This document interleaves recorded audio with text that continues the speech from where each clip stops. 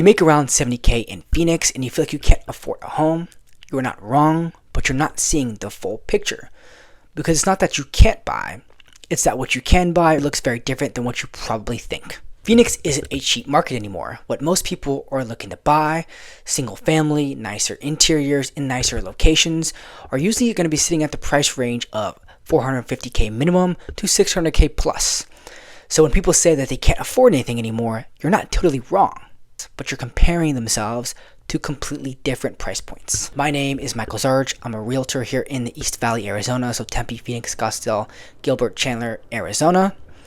I specialize in helping young professionals go from renting into owning. So if you're someone who's interested in what that may look like for you, feel free to reach out to me. I'll attach my contact info in the description. Anyways, let's get right into the video. Let's break this down simply. If you make around 70K a year, that's around $5,800 a month before taxes.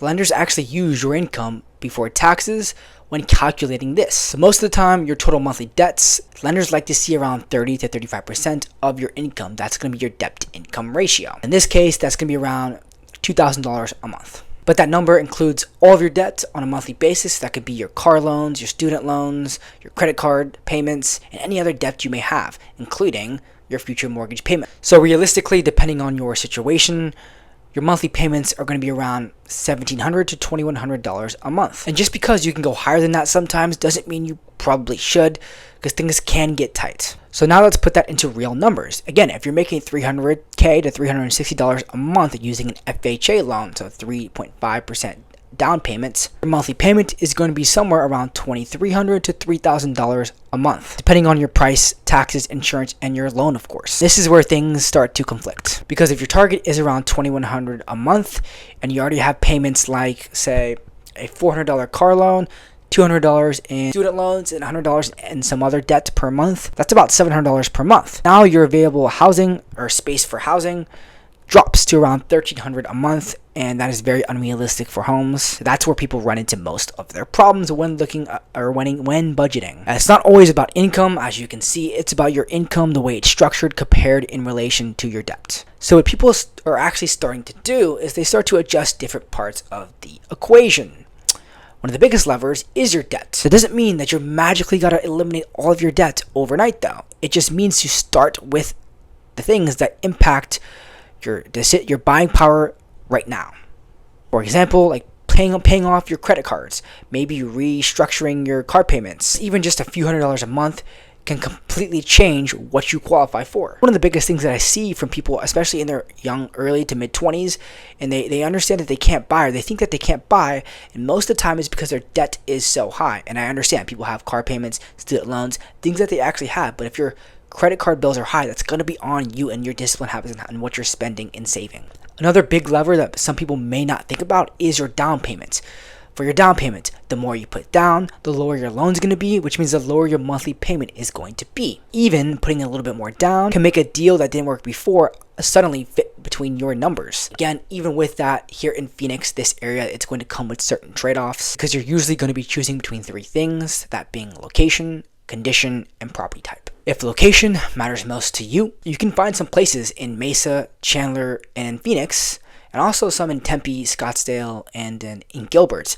So they're all going to be more like townhouses, condos, apartments, or just smaller, outdated homes. If you're looking for a single family home, that's going to be a little bit more tighter and rarer to find in these locations, especially that are desirable, because they're going to be older, outdated homes and smaller ones that I probably wouldn't advise people to invest in or buy unless they're using it as a fix-it-up project.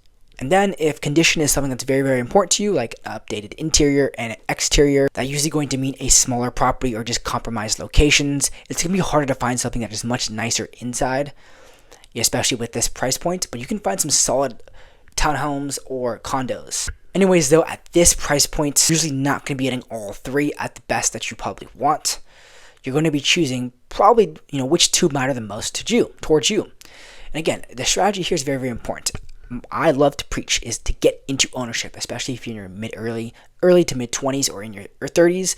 Getting into ownership is the most important part. Even if you have to live in the home for a year, live in one room, rent out the others, Getting into ownership is going to be very important because then you can use it as a rental. And again, if it's not the most desirable, biggest home, but it's in a good location, it's a townhome, and it demands high, so you can constantly have turnover people living in your home.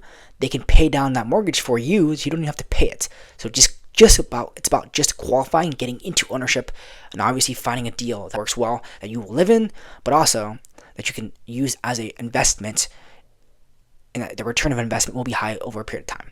One way, though, that people are able to expand their options is by not buying alone. People don't realize that you can buy with a friend, sibling, parent, spouse, business partner, or multiple friends, multiple business partners.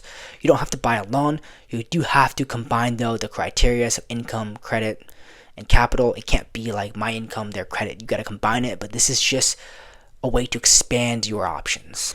So if you make around 70K in Phoenix, the question isn't, can I buy?